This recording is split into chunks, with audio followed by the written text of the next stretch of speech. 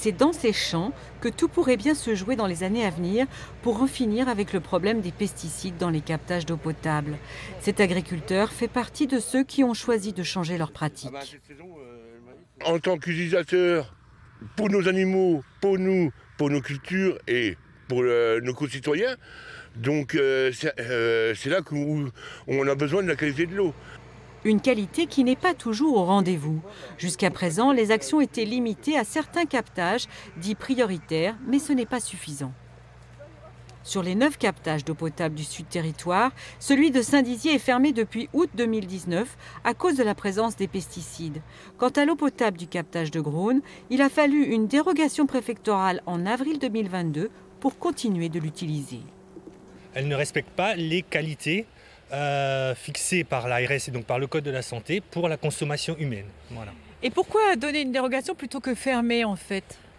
À ce jour, on n'a pas... Parce que déjà, le fait que ça soit dangereux pour la santé n'est pas avéré. Et de plus, on n'a pas d'autres sources à l'heure actuelle d'approvisionnement en eau pour cette population. Pour obtenir des résultats, la collectivité a décidé de changer de méthode.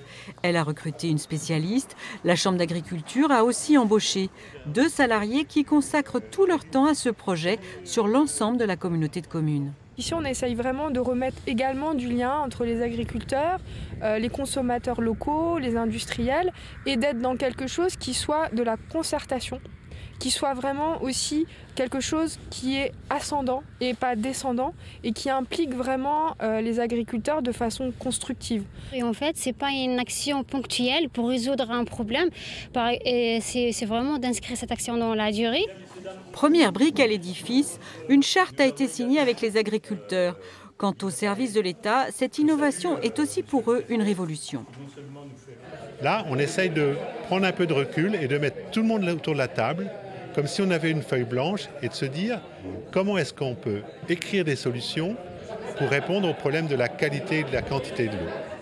Si cette expérimentation baptisée l'eau d'ici permet de préserver l'eau du robinet, elle sera proposée à d'autres communautés de communes de la région ou de France.